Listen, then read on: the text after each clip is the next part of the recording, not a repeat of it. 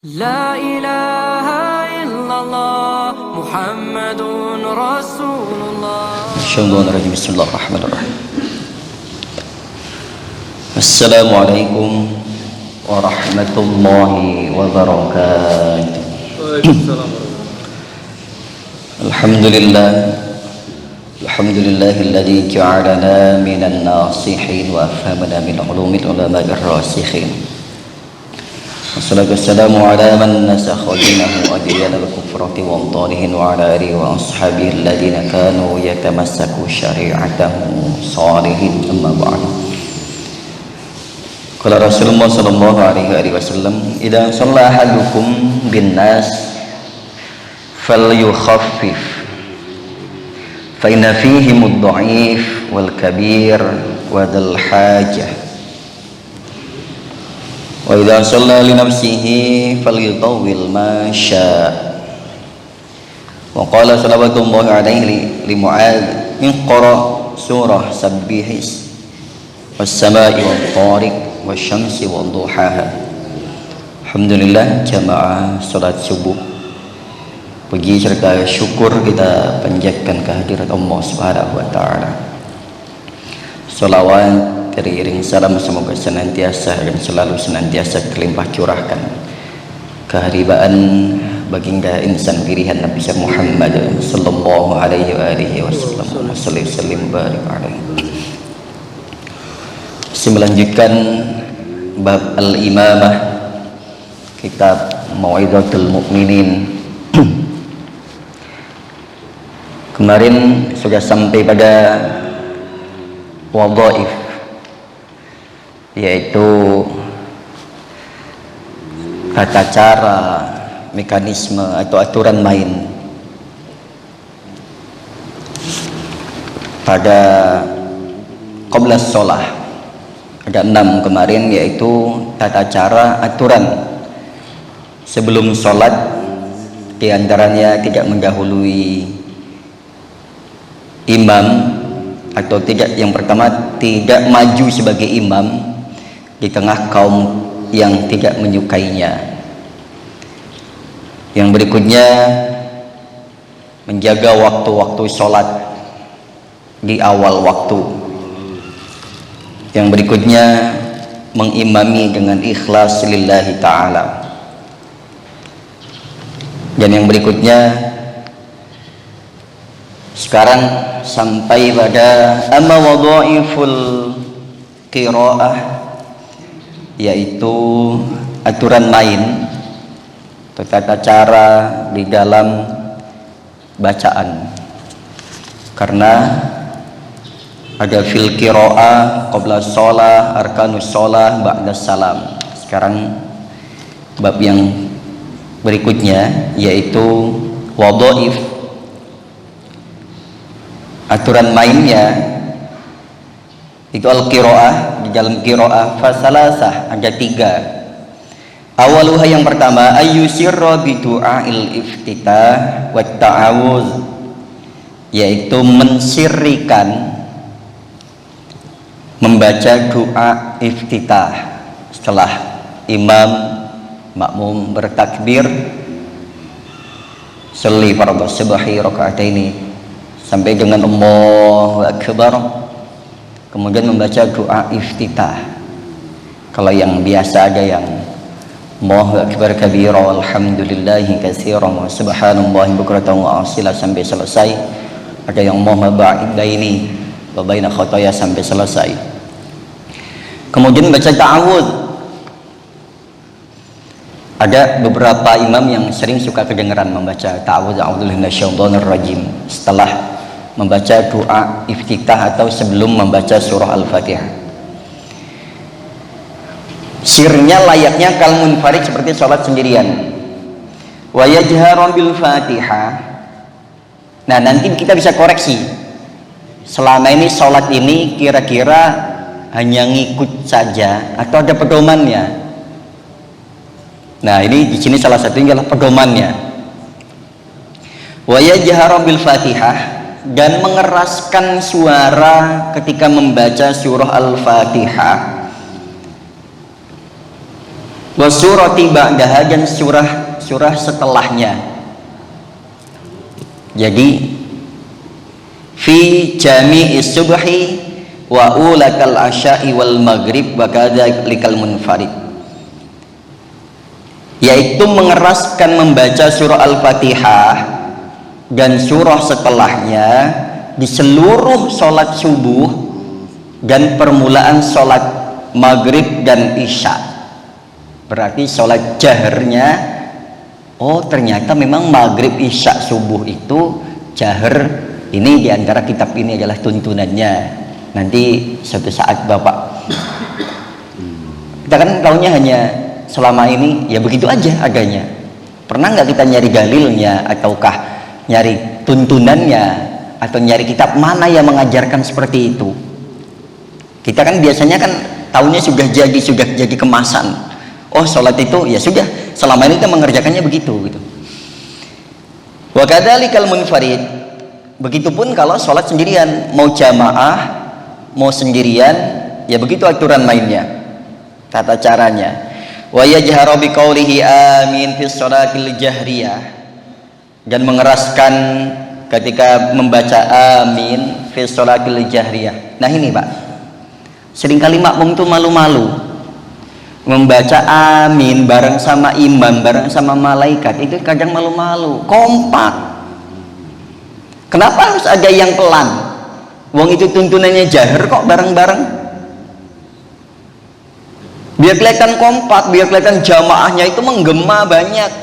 Kesempatan makmum membaca bareng sama imam adalah ketika amin. Jadi nggak usah malu-malu yang di belakang, yang di mana ketika imamnya sudah waladhdallin, bareng imam sama makmum serempak amin, bareng rame serempak. Syiarnya kedengeran. Ngapain malu, kita juga biasa teriak kok. Kita biasa suaranya keras kok. Ketika amin sholat kenapa justru nggak kedengeran? Kemana suaranya makmum? Jadi setelah ini nanti sholat berikutnya ini dianjurkan adalah mengeraskan suara ketika amin, tapi tetap pada porsinya. Porsi sholat jamaah ya segitu. Porsi sholat Jum'ah nanti mungkin beda lagi karena jamaahnya lebih banyak. Porsi sholat hari raya Idul Fitri, Idul Adha lebih kencang lagi karena di lapangan, di tempat terbuka. Jadi jangan sampai kita malu-malu atau suaranya dipelankan, tambahin volumenya, dan bareng-bareng kesempatan mengaminkan bareng sama imam, bareng sama malaikat. Ini wa yajharu biqaulihi amin fi sholatil jahriyah wa kadzalikal ma'mum wa yuqirnal ma'mum ta'minahu bi ta'minil imam wa yuqirnal ma'mum ta'minahu bi ta'minil imam ma'an la taqibiha. Bareng-bareng, nggak beriringan. Jadi nggak imam amin dulu baru makmum, nggak, tapi bareng waladhdallin, bareng serempak ma'an, bersama-sama membarengkan. Wa yuqirnal ma'mum ta'minahu bi ta'minil imam. Ini yang pertama. As-saniyah, yang kedua, ayyakuna lil imam fil qiyam salasa saktatin. Yang keduanya adalah ayyakuna lil imam, bagi imam di dalam berdiri sholat itu ada 3 saktah. 3 saktah itu 3 berhenti. Nanti Bapak perhatikan, siapapun imamnya, sholat dimanapun, itu ketika imam berdiri sholat itu ada 3 kali saktah, 3 waktu. Ulahunna, yang pertama, idza kabbara li du'ail istiftitah, yaitu ketika takbir sampai pada doa iftitah, Allahu Akbar, berbaca Allahu Akbar kabira alhamdulillah. Jangan Allahu Akbar kabira, nah udah takbirnya dilangsungin lagi. Kalau yang omong baik-baik tetap saja pakainya setelah Allahu Akbar, saktah itu berhenti sejenak. Nanti perhatikan tuh imamnya. Terlebih sholat biasanya sholat taraweh tuh nggak ada saktah-saktahnya pisan. bablas saja udah, makmumnya juga ikut ke bawah, keikutan. Suasana sholatnya begitu, jadi pengennya cepat selesai. Nah, itu yang pertama ya Pak. Yang pertama adalah ulahuna idza kabar bi du'a iftitah. Takbir takbiratul ihram sampai pada membaca iftitah itu ada saktahnya, berhenti sejenak.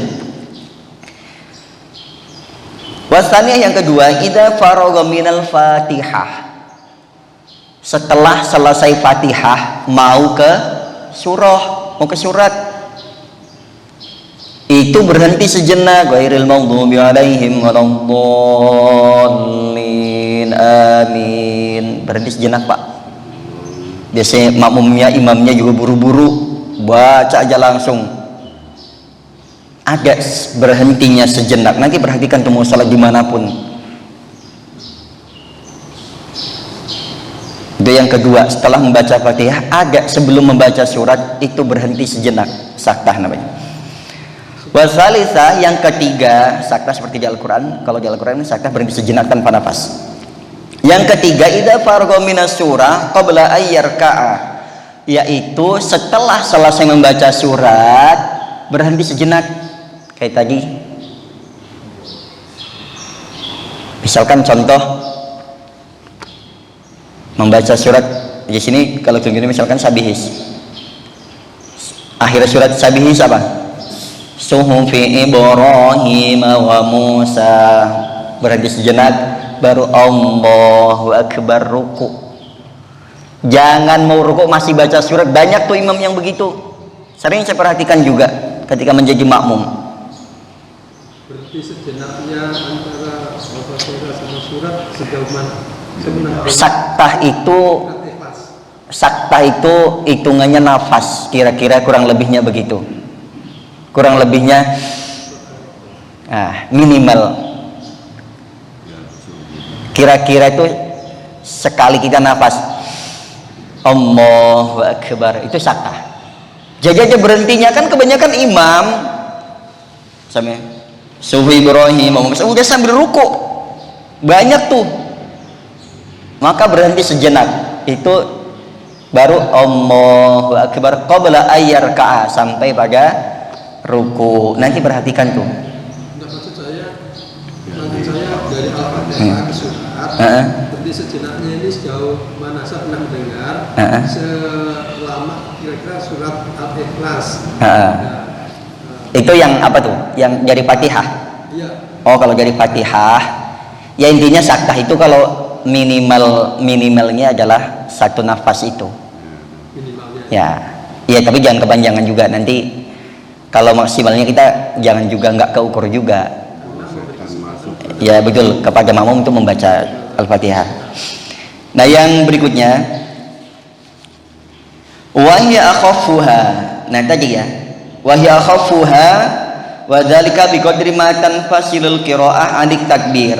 Nah ini, jadi minimalnya adalah biqadri sekedar ma tanfasilu qiraah anik takbir, bacaan sampai ke takbir. Jadi minimalnya ya tadi satu nafas tadi.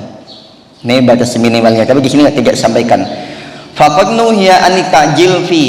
Nah, bahkan di sini ada larangan, faqad nuhiya, sungguh dilarang anik ta'jil fihi, buru-buru dari itu sampai menghilangkan saktahnya. Fatihah ke surat langsung, surah ke ruku langsung. Tadi yang pertama adalah takbiratul ihram langsung ke iftitah langsung ke Fatihah, langsung ke surat langsung ke ruku. Jadi nanti diperhatikan tuh, karena di sini faqad nuhiya, sungguh dilarang fi ta'jil atau anik ta'jil, yaitu buru-buru, tergesa-gesa fihi di dalam qiyam tadi sampai menghilangkan saktahnya yang 3 waktu tadi. Wala yaqra'ul ma'mum wara'al imam illal Fatihah. Nah, ini untuk makmum. Makmum tidak membaca apapun kecuali Fatihah. Perhatikan ya, makmum di belakang imam. Wala yaqra'ul ma'mum, Wara'al imam, yang berada di belakang imam, illal fatihah, kecuali membaca fatihah. Nih biasanya banyak yang imamnya membaca barengin, ikut-ikutan, maka makmum tidak membaca surah apapun kecuali membaca fatihah. Bagaimana wa illam yasma' makmum fil jahriyah, karena libutihi, bagaimana kalau makmum itu tidak mendengarkan suara imam karena faktor jauhnya, padahal itu sholat maghrib, isya, subuh. Misalkan speaker lagi mati, imamnya lagi serak, makmumnya berada paling pojok atau paling belakang.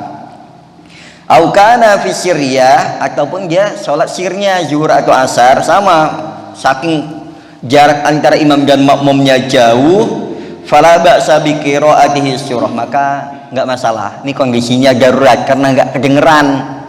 Karena biasanya kan imam membaca minimal Fatihah itu terdengar telinganya sendiri.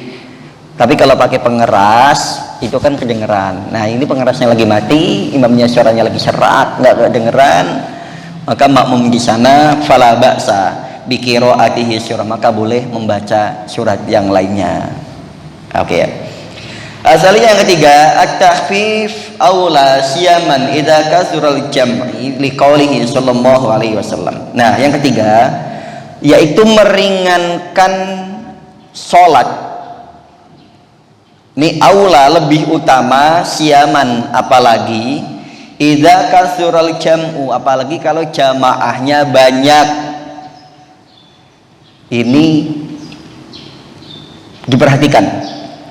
Memang anjurannya adalah meringankan sholat berjamaah, terlebih jamaahnya banyak.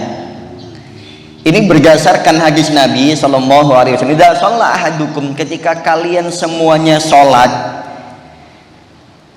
bin nasi, bareng-bareng dengan makmum manusia pada umumnya, fal yukhaffif, kalau terlebih jadi imam, fal yukhaffif, maka ringankanlah.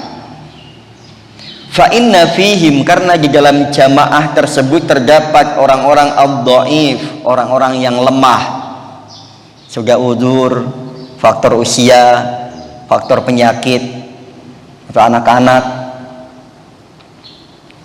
Maka harus pintar-pintar juga imamnya membaca kondisi jamaah itu seperti apa. Nggak boleh juga mentang-mentang hafalnya banyak, yang dibaca surah banyak, panjang, rakaat pertama kedua. Makanya kalau saya pribadi, saya biasa lakukan rakaat pertama lebih panjang dan rakaat kedua lebih pendek pada umumnya. Biasanya satu kaca saya bagi dua biasanya, atau saya lebihkan dikit.